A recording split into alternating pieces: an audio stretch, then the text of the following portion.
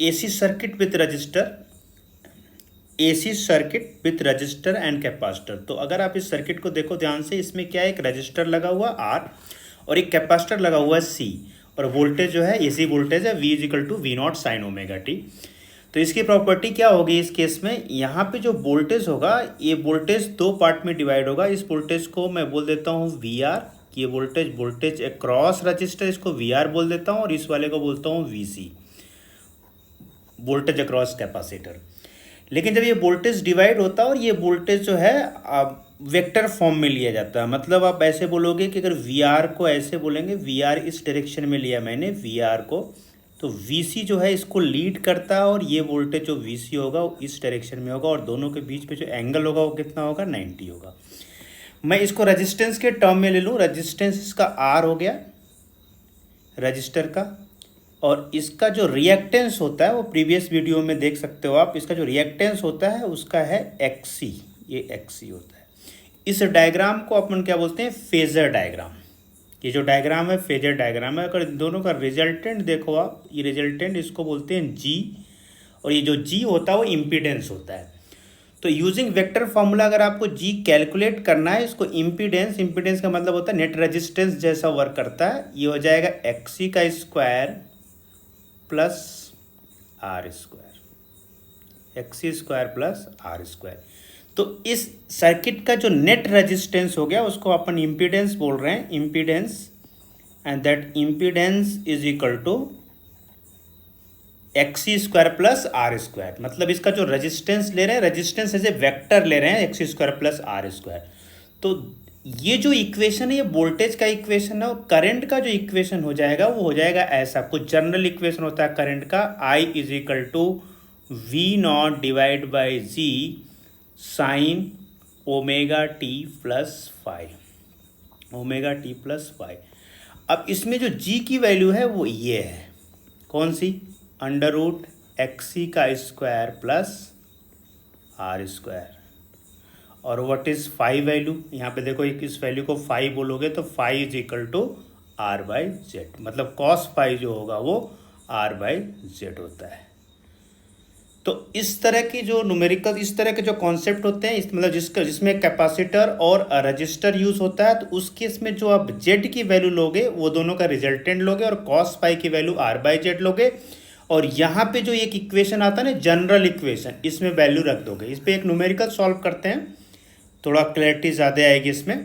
ये है numerical based on that one. So एक 100 माइक्रोफैरेड का capacitor in the series with 40 ohm resistor. तो यहाँ पे 100 माइक्रोफैरेड का एक कैपेसिटर है, ये रहा 100 माइक्रोफैरेड, और इसमें 40 ओम का रजिस्टर है, connected in the 110 volt and 60 hertz supply.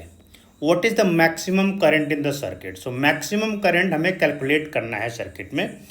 So maximum current calculate करने के लिए ये वाला फॉर्मूला अप्लाई करना पड़ेगा। I इज इक्वल टू क्या है, V not divide by G sine omega T plus phi, ये वाला फॉर्मूला। अब इसमें मैक्सिमम करंट कौन सी होगी, मैक्सिमम करंट तो यही होगी,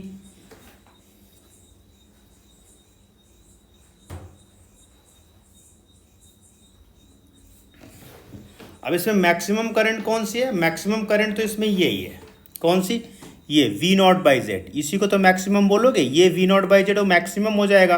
तो अगर मैं आई मैक्स कैलकुलेट करना आपको, so I max is equal to आप करोगे वी नॉट बाई जेड, और जेड की वैल्यू क्या हो जाएगी, V not under root XC का स्क्वायर प्लस आर का स्क्वायर, और वी नॉट की वैल्यू क्या हो जाएगी, V R M S into under root two, और इसकी वैल्यू हो जाएगी under root X C means what, 1 omega C, इसका स्क्वायर हो जाएगा प्लस यहाँ पे आर स्क्वायर हो जाएगा। जैसे आप कैलकुलेट करोगे V R M S value कितनी है, 110, रूट टू कितना होता है 1.41, डिवाइड बाय अंडर रूट 1 ओमेगा की वैल्यू आप रख सकते हो 2 पाई इंटू एफ, और इस सी ऐसे रहने तो इसका स्क्वायर हो जाएगा प्लस आर स्क्वायर। अब इस पर सारी वैल्यू आप जैसे रखोगे यहाँ पे ये आ जाएगा 110 into 1.41 divide by under root, अब इस वैल्यू कैलकुलेट करो, दिस इज आ जाएगा, this will be 6.28 into 60 into 100 microfarad, मतलब 10⁻⁻⁴ का स्क्वायर, इसका स्क्वायर कर दो आप, इसका स्क्वायर प्लस आर का स्क्वायर, मतलब ये 100 का 40 का square, this is 40 square. If you calculate this whole thing you will get approx 2.3 ampere. So this is the maximum current. So this is one circuit that contain a resistor and inductor. तो देखो इसमें register और inductor दोनों है. इस case में अगर आप वोल्टेज देखोगे, इस पॉइंट पे जो वोल्टेज है, इस पॉइंट पे जो वोल्टेज है ये है VR, इसको बोलेंगे VR, और इस पॉइंट पे जो वोल्टेज है उसको बोलेंगे VL. अब इसमें अगर मैं वोल्टेज का डायग्राम बनाऊं तो VR तो मुझ कुछ ऐसा बनाऊंगा, ऐसा VR हो गया, लेकिन जो VL होगा वो नीचे की तरफ होगा, क्योंकि इसमें लैग करता है, जो करंट होती है वोल्टेज से लैग करती है. ये वाला एंगल कितना हो गया फाई, ये फाई जो होता है 90 डिग्री होता है, या फिर π/2. इसको, इस डायग्राम को अगर आप इसके टर्म्स में बनाते हो रेजिस्टेंस के टर्म में, तो ये तो हो गया R, और ये जो हो गया XL हो गया, ये जो वैल्यू है वो XL है, और ये जो है इसको बोल सकते हो आप G, and this angle is phi. By same logic, by previous one, जैसे आपने इसके पहले वाले में किया था, तो यहाँ पे जो G की वैल्यू हो जाएगी, G इज इक्वल टू हो जाएगा √ XL का square plus R square, and phi की जो वैल्यू होगी वो हो जाएगी R/Z. अगेन जनरल इक्वेशन होता है अपने पास, I इज इक्वल टू क्या हो जाएगा, V/Z sine ω/t plus phi. ये जनरल इक्वेशन है. इस जनरल इक्वेशन में Z की वैल्यू आपको ये वाली रखनी है, ये वाली, in place of phi I will write this value. तो based on this one will do, more understanding will be there. तो दिस इज द न्यूमेरिकल. देखो इसमें 50 हर्ट्ज का, 50 हेनरी का एक इंडक्टेंस दिया हुआ है, मतलब L की वैल्यू कितनी है यहाँ पे 0.05 हेनरी.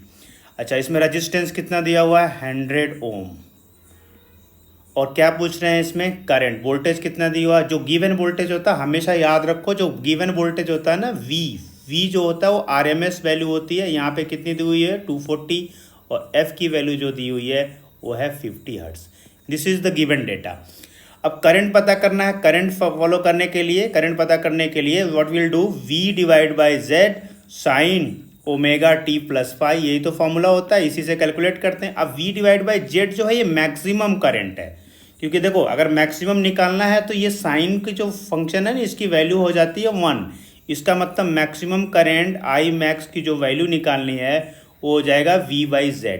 तो V कितना हो गया, VRMS multiply by √2, and Z की वैल्यू जो है अपन ने कैलकुलेट किया है. What is value of Z, we already calculated, that is XL का स्क्वायर प्लस XR का स्क्वायर.